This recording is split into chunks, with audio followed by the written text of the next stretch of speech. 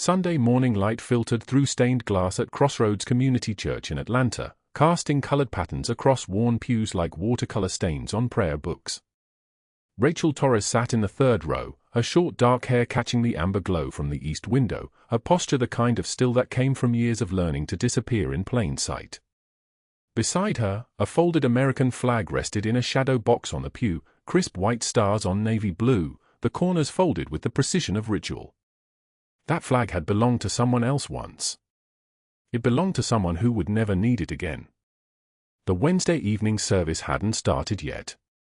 Rachel stood at the back of the fellowship hall, clipboard in hand, checking the setup for the weekly Veterans Outreach Clinic. 3 folding tables arranged in a triangle. Blood pressure cuffs coiled like snakes. A rolling cart with antiseptic bottles and gauze pads arranged in ascending order of size. The fluorescent lights hummed their flat, anxious song overhead, casting everything in that particular institutional white that made living people look like they hadn't slept in weeks. "How's the setup?" A voice came from the doorway.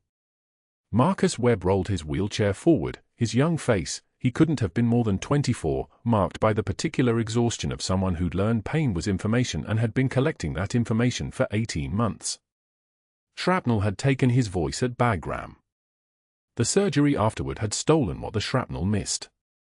Now he communicated in the language of nods and head shakes and the occasional whisper that emerged like gravel being dragged across glass. "Almost ready," Rachel said, glancing at him. She didn't treat him like he was broken. She treated him like he was fluent in a language the rest of the world simply hadn't learned yet. "How are the vitals running today?" Marcus tapped his chest twice. "Good." The gesture was economical, pure, without the complicated layers of speech that most people burden communication with. Rachel had 3 months on her temp contract at Crossroads. 3 months of early mornings before her shift at Seattle General, 3 months of Wednesday evenings in this fellowship hall, 3 months of learning that Marcus Webb had taken shrapnel that was meant for someone else and that someone else had come home in a flag that now sat in that shadow box on Rachel's pew. She didn't ask questions about the details. Marcus had told her once, in that raw whisper voice, just the call sign, Reaper 6. That was all she needed to know. That was everything she needed to know. The clinic began at 6:30. By 7, Rachel had checked vitals on 4 veterans, 2 with hypertension that wasn't responding to their medications, 1 with the tremor that came from nerve damage, 1 who sat silently and let her take his blood pressure as if the simple act of being monitored by someone who understood was itself a kind of healing. She moved between them with the economical grace of someone whose hands had once held other people's lives together under circumstances that the fellowship hall of Crossroads Community Church could never quite imagine. It was during the Wednesday evening fundraising speech that everything shifted, though Rachel wouldn't understand the significance until much later. Pastor Gerald Vance stood at the pulpit, his voice carrying the particular confidence of a man who'd never been told he was wrong and had structured his entire world to ensure that remained true. He was tall, 6'2", maybe 6'3", with the kind of tailored suit that suggested money had been in his family long enough to feel like a birthright rather than an accomplishment. His grey hair was perfectly styled. His teeth were that particular white of cosmetic dentistry. He wore authority the way other men wore cologne, heavy enough that you could smell it before he entered a room. "Our brave men and women returning from Kandahar," he said, his voice rich and practiced, the kind that had delivered 1,000 fundraising speeches to donors who measured their generosity in tax deductions, deserve our deepest gratitude and support. He mispronounced it. Not badly, not so obviously that a civilian would catch it. But enough that Rachel, who had spent 6 months in Kandahar province in 2011, who had treated casualties that came in still carrying the dust of that particular terrain, who had learned to identify locations by the specific minerals in the wounds themselves, felt something shift in her chest. She was sitting in the back row of the sanctuary now, having finished the clinic setup. Most of the volunteers had left. The regular parishioners were settling into pews with the kind of ease that came from decades of belonging to a place. Rachel sat alone, her hands folded, listening. The mispronunciation sat between them like a small, wrong note in an otherwise polished performance. When the speech ended and people began filing toward the coffee hour in the fellowship hall, Rachel found herself walking toward the pulpit. It wasn't a deliberate decision, not the kind that came with analysis or strategic thinking.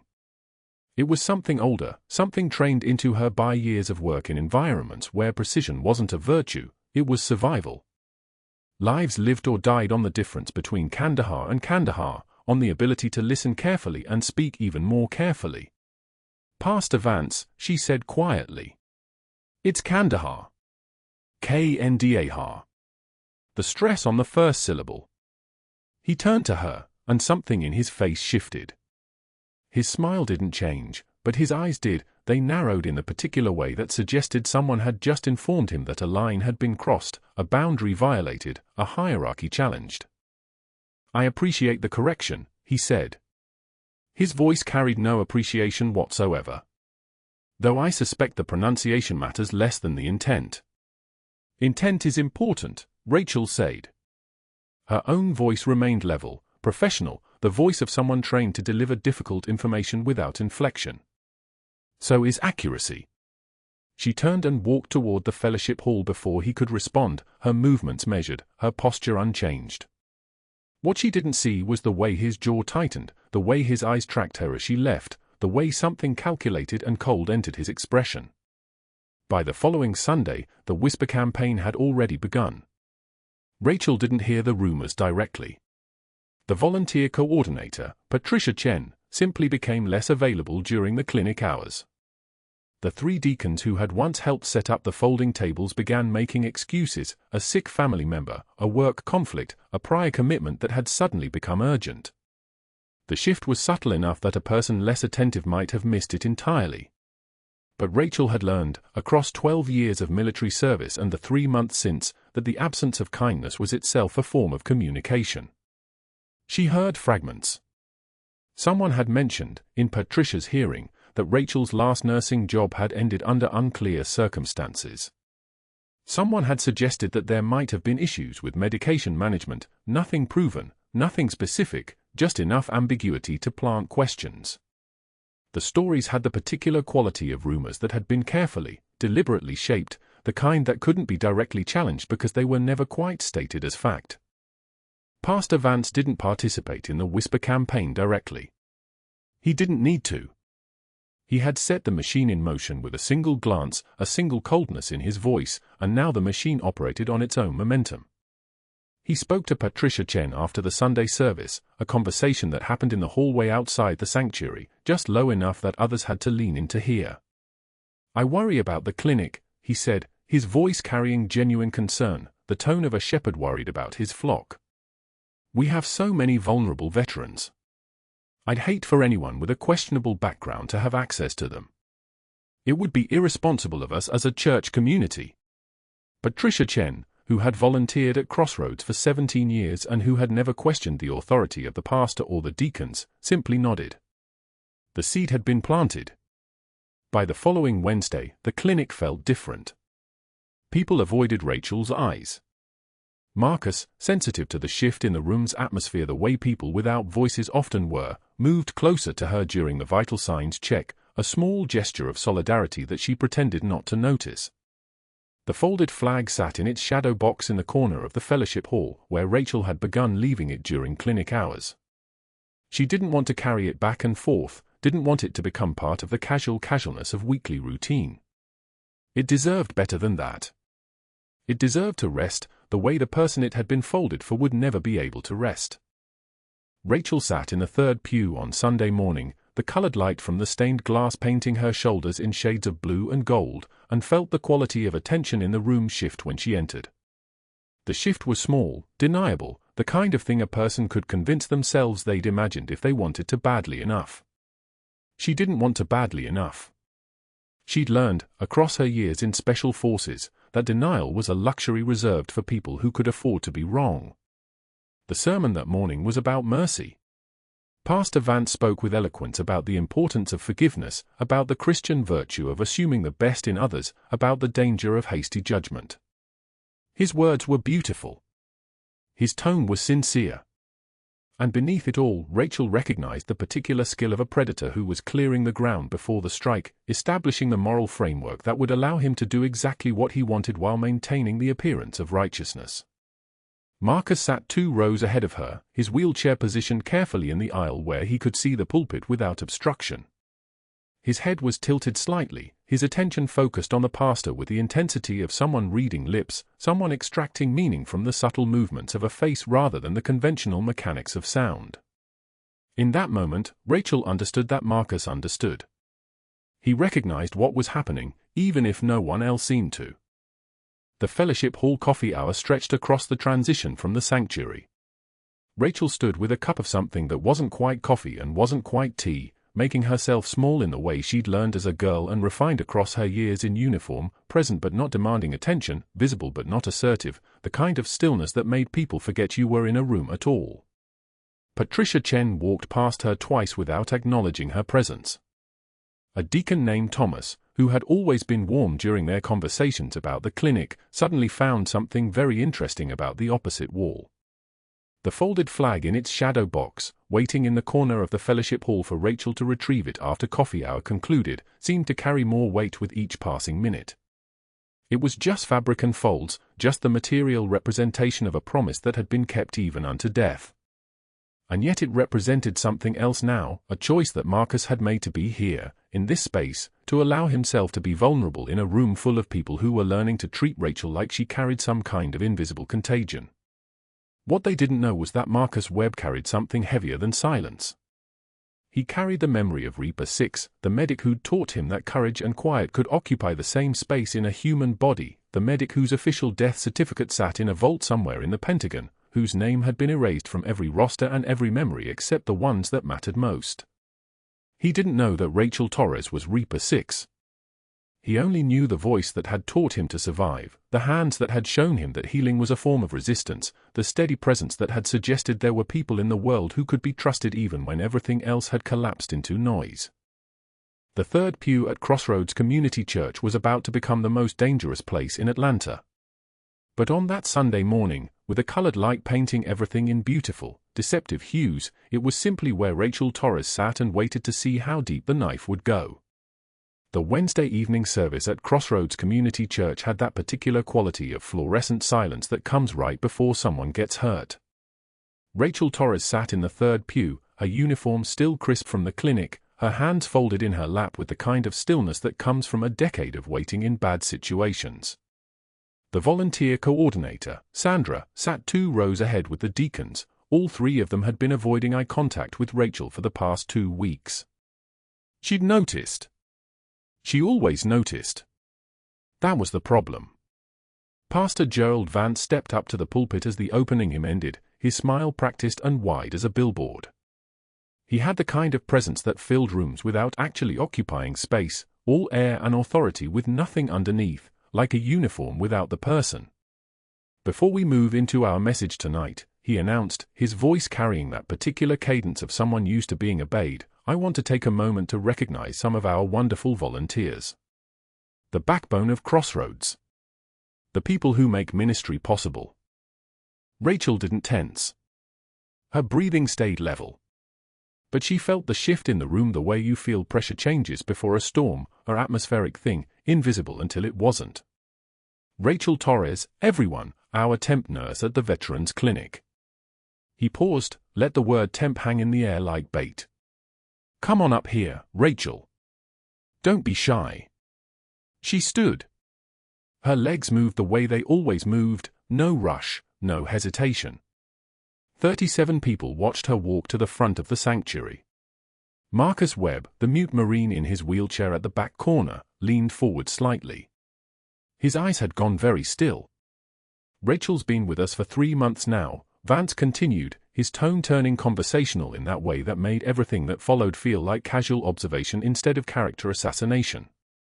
Which is wonderful. We're grateful for her service to our veterans. Though I do have to wonder. He turned to face her directly, his smile never wavering. Tell me, Rachel, how long have you typically stayed in positions like this? Your employment history seems rather spotty, doesn't it? Someone moving from place to place, never quite establishing roots. The silence became a physical thing. Sandra nodded from the front row. One of the deacons, Clifford, who'd worked at the VA office for 12 years, exchanged a look with the other two. Vance had already poisoned them. Rachel knew exactly what he'd told them.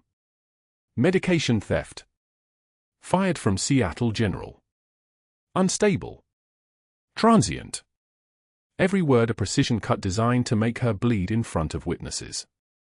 Should we really trust our vulnerable veterans to someone so? Vance paused, his eyebrows rising slightly. Transient? Someone who runs. Rachel took one measured breath. Let it settle through her ribs the way she'd been trained to settle breaths during 18-hour operations in places where one sound could mean everyone died. A single tear escaped. She didn't fight it, didn't hide it, but she wiped it away without breaking eye contact with Vance. Her voice, when it came, carried to the back row where Marcus Saturday. I go where I'm needed for as long as I'm needed, Pastor. Some of us measure service in impact, not years. The applause that followed was awkward and thin, like paper tearing. Vance didn't clap. His smile stayed fixed while something else moved behind his eyes, something that looked like a predator realizing its prey had teeth. He thanked her, dismissed her, moved on to recognize a Saturday potluck coordinator, but his attention had narrowed to a single point. Rachel Torres had just revealed something he didn't understand, and men like Vance couldn't tolerate things they didn't understand. The rest of the service blurred past. Rachel sat back in the third pew and felt the weight of stares like a sniper scope on her spine. When the final hymn ended and people began filing out, she stayed in her seat, gathering the scattered hymnals with movements that were careful and deliberate. She was still there when Vance emerged from his study, his jacket off, his sleeves rolled up in that false casualness of men performing accessibility. Rachel, might I have a word? He didn't wait for an answer. Walk with me to the fellowship hall, would you? She followed. The hallway between the sanctuary and the fellowship hall was narrow, designed so that people had to walk single file, had to stay close. The old oak paneling smelled like linseed oil and 50 years of Wednesday night potlucks. Her boots made no sound on the carpeted floor. I'm concerned about something, Vance said, his voice dropping to that confidential register that was somehow more dangerous than anger. Your situation, Rachel. The way you came to us with no verifiable employment history. The gaps in your background. It's starting to worry the leadership. She said nothing. Her hand stayed relaxed at her sides. The thing is, he continued, reaching the fellowship hall and turning to face her, you can't give us references. You can't provide credentials. You said during your intake that you were ordered to disappear after some incident at Bagram. That's what you called it, didn't you? Ordered to disappear. Rachel's jaw tightened. Not visibly. Just enough that her molars pressed together. The detail about Bagram, she'd mentioned that only to Sandra, only as context for why she couldn't provide her full military service record. She'd thought it was confidence. She'd been wrong. I understand you were involved in something classified, Vance pressed, moving closer, his voice taking on that pseudo-sympathetic tone that was actually a blade. But you understand how that looks? A volunteer who officially doesn't exist in any database? Who won't explain her past? Who might be running from something? We have to think about liability, Rachel. We have to think about the veterans. The veterans are safe, Rachel said quietly. Every word a 3-round burst, precise and spaced. I've been fully vetted. By whom? People you can't name? Processes you can't explain. He shook his head, the picture of concerned leadership. I'm not sure that's good enough. In fact, I'm going to need to discuss this with the board. He walked away before she could respond, which meant he'd won the exchange in his mind. Rachel stood alone in the fellowship hall, institutional beige walls, laminated safety posters, the lingering smell of coffee and something sweet that had been baked 3 hours ago and was already stale. The vending machine hummed in the corner like a low threat. But that wasn't the worst part. The worst part was that Vance was right about one thing, she officially didn't exist. Captain Rachel Torres was classified as KIA in every military database because Operation Sandstone required her to be dead. To be ghosts. To disappear completely so that the operation could succeed. She had no discharge papers, no official rank recognition, no credentials that didn't dissolve under scrutiny. 2 days later, at Thursday evening clinic in the fellowship hall, Rachel was restocking the medical supply cart when she heard Vance's voice drift from the coffee station. "Our little nomad nurse strikes again," he said to the church treasurer, Chuck, his tone light and joking in that way that made everything that followed sound reasonable. "Ran from her last job, probably running from something here too. People like that don't stick around because they can't. Something always catches up with them." Rachel's hands didn't shake. Her breathing didn't accelerate. But she felt something sharp move through her chest, not fear. Something closer to the calm that comes right before a breach, when you know the doors are about to come in and you've already accepted what comes after. Marcus sat 10 feet away in the corner of the fellowship hall, monitoring the blood pressure equipment while Rachel worked. His eyes burned with a specific kind of fury, the fury of someone who couldn't speak, couldn't defend, could only watch. His right hand clenched and unclenched. Once. Twice. 3 times. His free hand moved to his throat, the scarred tissue where shrapnel had torn through his vocal cords during a Phi-base shank firefight in Helmand Province, that same operation where Rachel had been declared dead. Rachel caught his eye and gave him the smallest shake of her head. "Don't. There's nothing to say. Some battles you can't fight with anger." The following Sunday morning, Vance announced new security protocols during the volunteer training briefing. The church was tightening access. Monitoring would increase. New escort requirements for volunteers moving between sections of the building. And then, with his eyes locked on Rachel's, "We'll be paying particular attention to anyone who demonstrates red flags. Anyone who seems to be operating outside protocol, or who can't provide adequate background verification. For everyone's safety." The sanctuary felt smaller after that announcement. The air heavier. Rachel's hands trembled slightly as she reorganized the medical supply cart in the fellowship hall after service, her fingers arranging bandages and antiseptic wipes with mechanical precision. She wasn't trembling from fear. The trembling was restraint, the physical effort of not doing something. The restraint of someone who knew exactly what would happen if she let herself move. Marcus watched her from his position near the windows, the folded flag from his team leader, the one who hadn't made it home from Bagram, resting on his lap in its shadow box. His eyes asked questions his voice couldn't form. Questions that started with why and ended with what now. Marcus Webb's lips were turning blue. It happened during the third hymn, his body going rigid in the back pew where he always sat, the folded flag from his team leader clutched against his chest like a shield. His breath came in short, desperate pulls, not the breathing of a man getting oxygen, but the gasping of a man suffocating while air filled the space around him. Paradoxical chest movement. One side of his ribcage moving in while the other moved out. The classic signature of tension pneumothorax, a collapsed lung pressing against his heart, stealing every second he had left. Pastor Mercer saw it from the pulpit and did what men of his station always do in crisis: he seized control. "Call 911, he commanded, his voice carrying the authority of someone accustomed to being obeyed. "Everyone remain calm. Professionals are on the way. Nobody move. This is a house of God, and we will handle this with dignity and procedure." 17 seconds had passed. Marcus's oxygen saturation was dropping like a stone, 68%, now 64%. The congregation froze in that peculiar paralysis of public emergency, hands gripping hymnals, eyes fixed on the mute Marine whose body was betraying him in front of 200 witnesses. Rachel was already moving. She didn't stand up slowly. She didn't excuse herself or apologize for stepping past knees and purses. She moved like something awakening, smooth, direct, without hesitation, down the center aisle while Pastor Mercer was still talking about procedure and dignity. Her shoes barely made a sound on the carpet. When she dropped to her knees beside Marcus's wheelchair, the motion was so fluid, so trained, that half the congregation didn't realize what had happened until her hands were already on his chest. For seconds. That's all it took to assess him. Tracheal deviation to the left. Breath sounds absent on the right. Hyperresonance to percussion. The lung had collapsed completely, and the pressure was building toward his heart like a bomb counting down to detonation. 90 seconds, maybe less, before cardiac arrest became his final diagnosis. "I need your pen," Rachel said to the elderly man 3 pews back. Not a question. A command.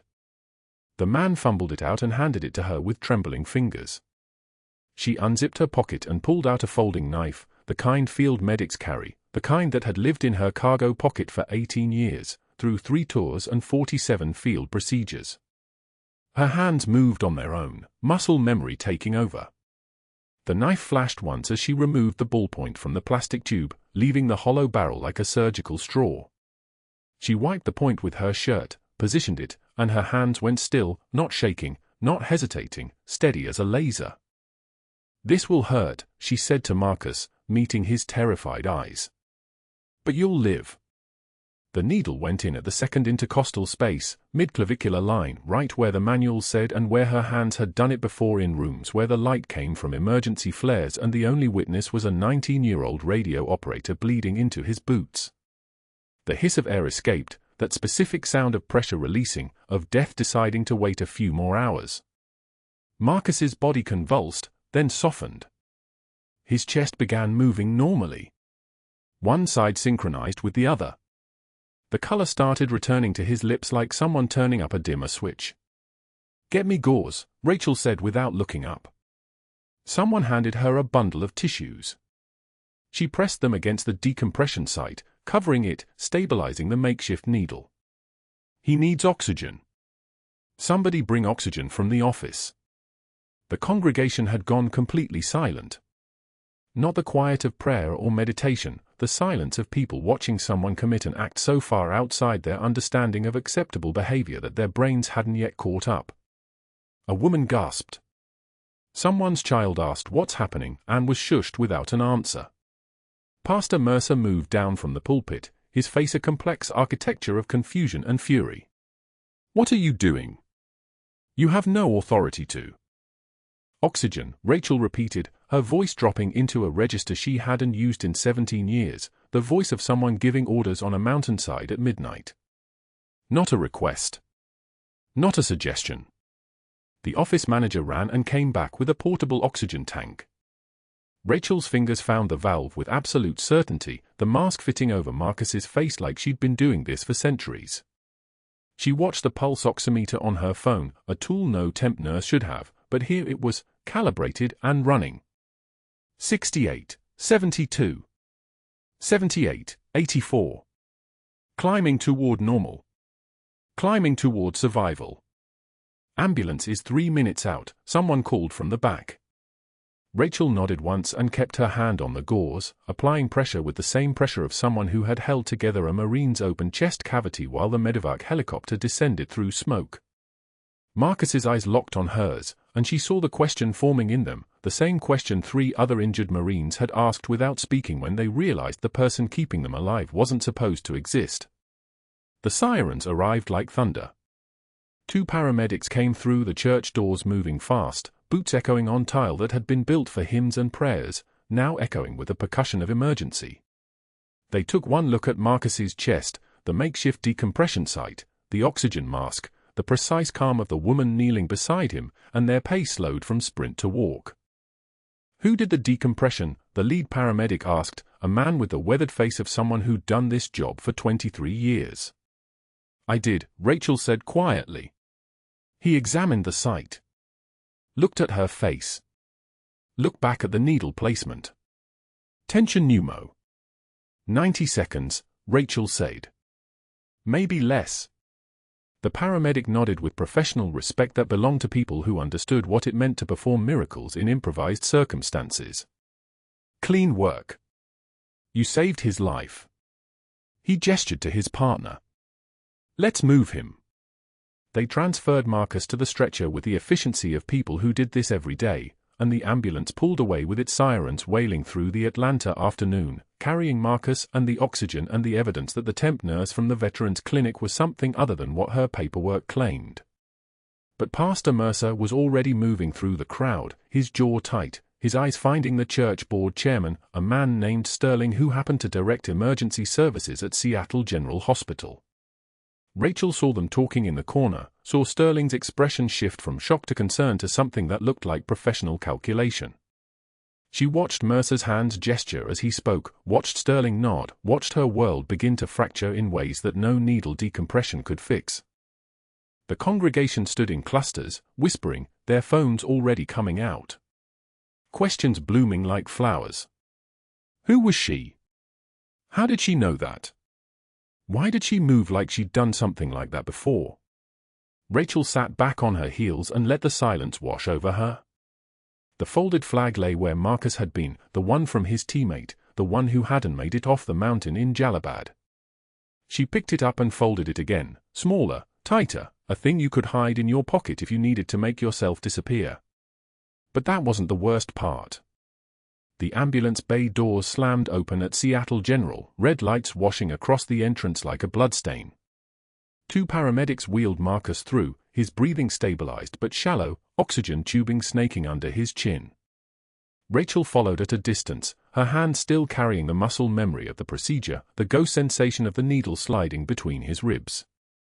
The lead paramedic, a broad-shouldered man with sergeant stripes and 12 years written in the set of his jaw, turned to face her directly. Who performed the needle decompression? His voice wasn't accusatory yet. Just baseline procedure? I did, Rachel said. Calm. Level. The kind of voice that doesn't flinch from consequences. The paramedic exchanged a glance with his partner, a younger woman, maybe 6 months into the job, her eyes widening like she'd just realized she was standing next to something dangerous. You're a nurse? Temp assignment. Outreach coordinator for the Veterans Clinic. And you have certification for emergency procedures. Rachel didn't answer. She watched Marcus disappear into the hospital, watched the automatic doors slide shut between them like a blade severing a rope. The silence lasted exactly 3 seconds. Look, the senior paramedic said, his tone shifting into something softer, something like apology, I'm not trying to make your day worse, but we have to document this. You performed a life-saving procedure outside your scope. The hospital's going to have questions. Legal's going to have questions. And frankly, the county medical examiner might too. Rachel nodded once. She'd known this was coming the moment her hands moved on their own, the moment the pen casing became an airway and protocol became a choice between rules and breathing. Within 48 hours, the machinery of institutional protection had teeth. Pastor Vance's first call came at 9:13 a.m. on Monday morning, straight to the hospital administrator who happened to sit on the church board, a man named Carlson who'd pledged $10,000 to the new sanctuary renovation. I need to report a serious liability concern at our Veterans Clinic, Vance said, his voice carrying the exact pitch of concerned authority, the tone of a man who'd weaponized philanthropy into influence. One of our volunteers performed an invasive medical procedure on a patient without credentials. Without authorization. The young Marine almost died because she was trying to play doctor. Carlson listened. Carlson made notes. Carlson had his legal team start a file. By noon, Vance had called the temp agency, Harbor Staffing Solutions, the outfit that supplied Rachel to the clinic, and left a voicemail that twisted facts like rope. We need to discuss serious concerns regarding one of your placements. Rachel Torres performed medical procedures beyond her scope, endangered a patient, and she cannot provide verifiable professional references. We're concerned about your vetting process and our liability exposure. The temp agency supervisor, a woman named Priya who'd been doing this job for 11 years and understood risk the way a pilot understands gravity, called Rachel at 2:15 p.m. We need to suspend your placement immediately pending review. Nothing personal. Just, we can't have this kind of exposure. Rachel heard the click of a government checkbox being marked, the sound of a door closing quietly but permanently. By Tuesday morning, a formal letter arrived at her apartment, printed on Seattle General letterhead with the county medical examiner's signature at the bottom. It outlined concerns about Good Samaritan protections, about the legal boundary between emergency intervention and practicing medicine without a license, about the fact that if Rachel's procedure had caused complications instead of saving a life, she could be facing criminal charges. Vance had been thorough. He'd called everyone within earshot of his authority and told them the same essential story: Rachel Torres was dangerous. Unqualified. A liar hiding something. By Tuesday afternoon, the Fellowship Hall Veterans Clinic was shuttered with a printed notice taped to the door, pending review of volunteer qualifications, Seattle General Risk Management. Marcus Webb, recovering in the ICU with a chest tube and dressing changes every 6 hours, tried to tell his Marine liaison officer that Rachel had saved his life, that she knew exactly what she was doing, that the woman was more qualified than half the trauma surgeons he'd served with. But his throat was shredded, his whisper came out like grinding gravel, and the nurses and doctors who overheard dismissed it as post-trauma confusion, as sedation-induced rambling from a young man whose vocal cords would never work right again. The official notification came Wednesday: your contract with Harbor Staffing Solutions has been terminated effective immediately. You are banned from all Crossroads Community Church property, including the Fellowship Hall, pending legal review. Do not return. Rachel read the letter 3 times. She understood every word. She understood the legal language underneath the words, the institutional self-protection, the way a good man with authority could weaponize compassion into a cudgel. She'd seen it before in forms with different letterheads. She understood that she'd surfaced for 40 seconds to save a life and in doing so had painted herself back into visibility, had shown her hand, and now she was being erased again, this time not by the Pentagon but by a church in Atlanta with better lawyers.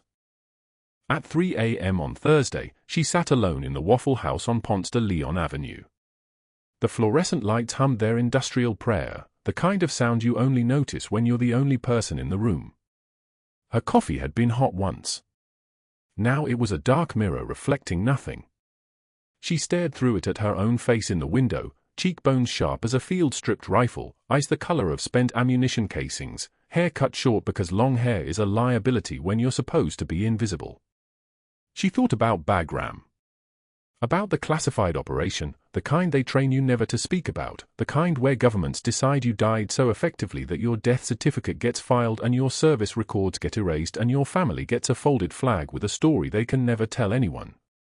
She thought about being declared KIA to protect Operation Sandstone, about the Pentagon officer in that sealed office who told her the cost of her survival was eternal silence.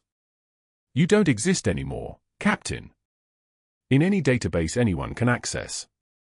That's the only way to keep the operation secure. That's the only way to keep you alive. She'd spent 16 years honoring that arrangement. 16 years of being invisible. 16 years of taking contract work, of changing cities, of not letting anyone get close enough to ask questions. And then Marcus Webb's lung collapsed and her hands moved on their own, muscle memory overriding orders, and she'd chosen to be seen for exactly 40 seconds. 40 seconds to save a life. And now she was being erased again, not by the Pentagon this time, but by the institutions built to protect people like Pastor Vance, structures that rewarded authority and crushed anyone who challenged the hierarchy quietly. The Waffle House waitress, of a woman maybe 5 years from retirement, eyes that had seen every kind of heartbreak in 3 a.m., refilled her cup without asking. Rachel didn't drink it. She just watched the steam rise like a ghost learning to leave its own body. At home, her 17-year-old son Danny lay awake in his bedroom, staring at the locked closet door where she'd forbidden him to look. Behind the winter coats, in a shadow box wrapped in brown paper, was everything she could never explain: the silver star, the purple hearts, the bronze star with V device, the citation cards with words like conspicuous gallantry and sustained enemy fire and under circumstances of extraordinary heroism.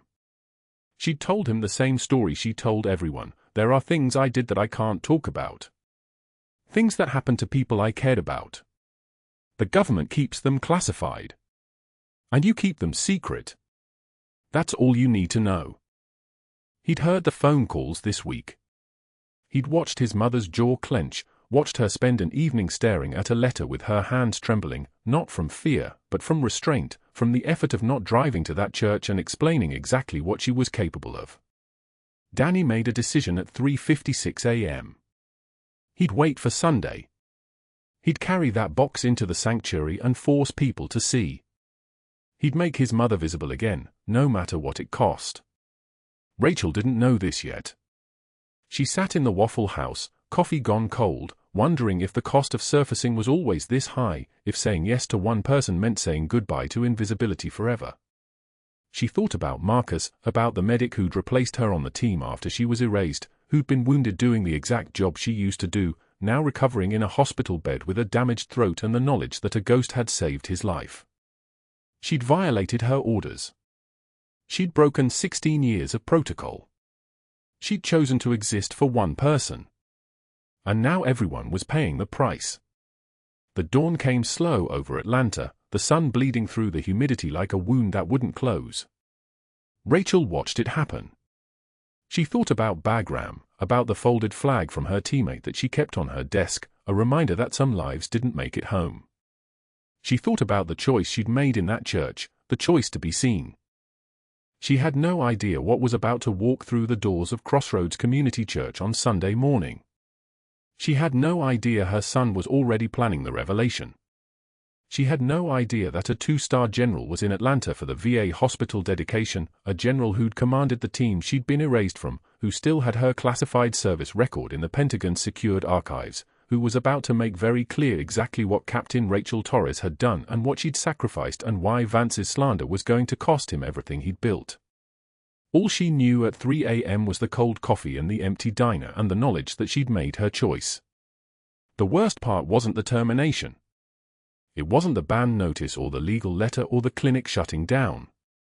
The worst part was knowing that staying invisible had failed, that being seen cost everything, and that she'd do it all again if Marcus needed her to, without hesitation, without negotiation, without the guarantee of survival. That was the real burden. Not erasure. Not invisibility. But the knowledge that she'd never choose herself. That she'd never be able to. The following Sunday morning, the sanctuary doors swung open during announcements, and Danny Torres walked down the center aisle carrying a shadow box his mother had forbidden him to touch. He was 17, with his mother's steady hands and her refusal to accept invisible, and he moved past the ushers with the kind of certainty that came from knowing exactly what needed to happen. The shadow box caught the light streaming through the stained glass, medals arranged on navy velvet, ribbons the color of blood and sky and bronze. He walked straight toward the pulpit where Pastor Vance stood mid-sentence about stewardship, and Danny's voice carried to the back row, "Oh, Mom, they need to see these." The congregation went perfectly still. The air pressure in the room changed, heavy as water before a storm. Rachel sat in the third pew, her face a mask, and for one impossible moment she couldn't breathe. She'd hidden those medals in a safe deposit box for 11 years. She'd raised Danny to understand that visibility killed people, that quiet was survival. He was holding her entire classified existence in his teenage hands, and the room had gone dead silent. Marcus Webb rolled his wheelchair forward from the back of the sanctuary, his movements jerky with effort, the first time Rachel had seen him move his own chair since shrapnel had severed the nerves that controlled his vocal cords. His whisper came out raw and painful, vowels strangled through a damaged larynx, but the words were clear, Reaper 6. That was her call sign. That was the name she'd been erased under, the identity that officially didn't exist. Nobody outside of 3 classified task forces knew that name. Marcus wheeled closer to Danny, his hand reaching toward the shadow box, and tears traced lines down his weathered face. A man in a pressed navy uniform rose from the back row where he'd been sitting so quietly that nobody noticed him until he was standing. Silver leaves on his shoulders caught the overhead lights. General Marcus Chen, Marcus Webb's former commanding officer, moved to the front of the sanctuary with the kind of presence that made the fluorescent light seem dim by comparison. His voice was formal and cut like a scalpel through every excuse, every lie, every careful narrative Pastor Vance had constructed for conspicuous gallantry and intrepidity in action against the enemy while serving as Special Forces Medical Sergeant. Captain Rachel Torres rendered aid under sustained fire, the citation hung in the air. Silver Star. The Marine liaison officer who'd come with the general stepped forward to read, his voice steady, and with each word the room compressed around Rachel like a fist closing. Pastor Vance's face cycled through colors, confusion, then anger, then something uglier. He lunged for the shadow box, his movements jerky and wild, shouting that this was a house of God, not a military tribunal, that Rachel was a liar who'd manipulated every single person in this church, that Danny was just a kid who didn't understand what she'd done to their family, that none of this meant anything because credentials could be faked, records could be falsified, for all they knew she was some kind of con artist running an elaborate scam. His voice cracked. His hands shook. He looked like a man watching his kingdom collapse in real time and screaming at the rubble as if volume could rebuild it. The general didn't raise his voice. He didn't have to. Captain Torres was declared KIA in official records to protect Operation Sandstone, Pastor, and if you'd bothered to make one phone call to the Pentagon, code name verification Reaper 6 actual, you'd have known you were slandering a decorated officer. The silence that followed was the kind of silence that happened in operating rooms when instruments hit the floor. The church board chairman, a man named Harrison who'd been a hospital administrator for 23 years, stepped forward with the expression of someone watching a car accident happen in slow motion. "Gerald, we need to talk. Now." They moved to the Fellowship Hall office where Rodriguez, the IT volunteer who managed church security, was already waiting with a laptop. Rodriguez was a former Navy cryptographer, quiet the way people got after they'd seen things they couldn't UNC. "Pastor, you asked me to delete footage from the last 3 weeks. Security protocols, you said." Rodriguez turned the screen around. Rachel watched from the doorway. Nobody had told her to stay, and she hadn't asked permission to follow.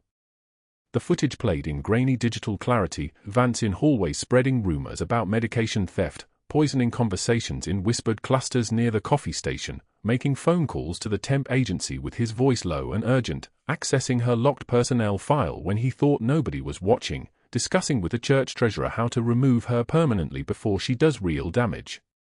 Evidence tampering. Witness intimidation. Defamation with documented intent to harm. Rodriguez closed the laptop. "I saved every frame to a personal drive instead. Already sent copies to the regional diocese and local police. You tried to destroy a decorated veteran's life because she made you feel small." The words landed like bullets in soft tissue. Vance's face had gone the color of wet concrete. He opened his mouth to speak, and nothing came out except breathing, the sound of a man drowning in air. The board chairman's voice was flat and final. "You're suspended immediately, Gerald. Pending full investigation. We'll need your keys and your access codes before you leave the building." In the sanctuary, Danny still held the shadow box. Marcus's folded flag, the one belonging to the teammate who hadn't made it home from Bagram, the one he'd carried like a holy relic, lay across his wheelchair. The congregation had poured out of the pews and surrounded them, not in anger but in the kind of collective witness that changes things. Rachel stood in the office doorway, watching her son hold her medals in the light, and her hand started shaking. The trembling wasn't fear. It was restraint, the restraint of someone who'd spent 11 years swallowing her own existence, and whose body was suddenly remembering what it felt like to take up space.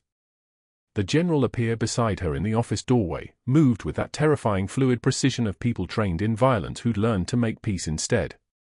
"Your son has his mother's timing," he said quietly. "And her refusal to accept invisible." He paused. "Captain, you're outside. The kid's in the sanctuary with your medals.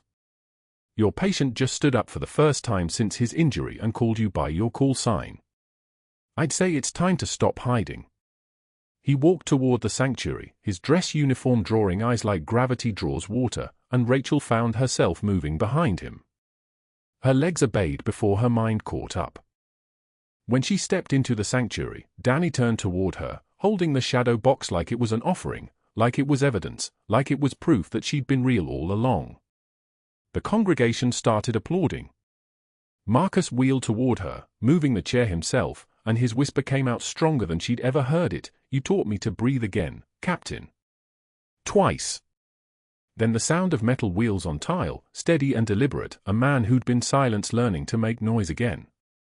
6 months later, the new Veterans Outreach Clinic operated from a dedicated facility 3 blocks from Crossroads Community Church. It had come together with the speed of military logistics and Pentagon connections, emergency grants, quietly restored credentials, a Marine liaison officer on permanent assignment to handle the paperwork of bringing erased operators back into the world. Rachel ran the clinic full-time now. Her name was on the door. Captain Rachel Torres, Director of Medical Services. The nameplate never got old. She'd be reading it at 73 and it would still feel like surfacing. Marcus volunteered twice a week, his voice improving with every session, helping other wounded veterans navigate systems designed to confuse them. On Rachel's desk, the folded flag from his fallen teammate, positioned so she could see it every time she looked up from medical charts. Beside it, a photograph of Danny holding the shadow box, grinning like he'd just pulled off the heist of the century. Because he had. She locked the clinic doors one evening, watching through the window as a white van pulled into the parking lot with the Crossroads logo on the side. Pastor Vance had received his sentence from the diocese, supervised leave pending investigation, reassignment to charitable logistics, the kind of purgatory that came from trying to destroy someone and discovering that someone had documented everything. He was delivering medical supplies now, the work that used to feel beneath him, and he moved through that parking lot like a ghost moving through a world that had forgotten him. Inside the clinic, Marcus sat with a young Army veteran newly returned from overseas, teaching him the communication system Rachel had developed, low-tech, high-touch, designed for people whose voices had been stolen by shrapnel and trauma. Danny stopped by after school most days, helping organize donation drives, moving with the casual confidence of a kid who'd learned that sometimes being a problem meant being a solution. The general visited quarterly in civilian clothes, always checking on his people, which now meant Rachel and Marcus and the 11 other erased operators he'd pulled back into the light. At closing time, Rachel locked the clinic door. Marcus waited in the parking lot, moving his own chair, stronger every day. "Captain," he whispered, "why did you surface? You knew what it would cost." Rachel looked back through the window at the folded flag visible on her desk. "Because some things are worth being seen for, Marcus. Worth breaking silence for. And because you called me Reaper 6 while I was trying to disappear. You brought me back." That night, she drove home through Atlanta traffic, past the Waffle House where she'd sat at 3 in the morning thinking she'd lost everything. Her phone rang, the temp agency that had fired her, asking if she'd consider training their new military outreach coordinators. She declined politely.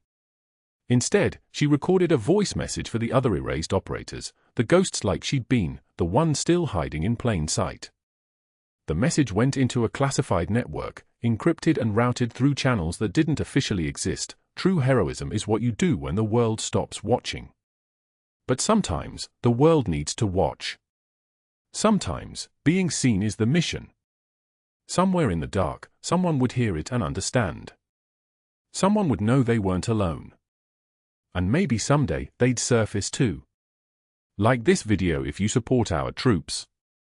And if you or someone you love has served, let us know in the comments, we'd be honored to hear from you. Subscribe and let's get back to the story.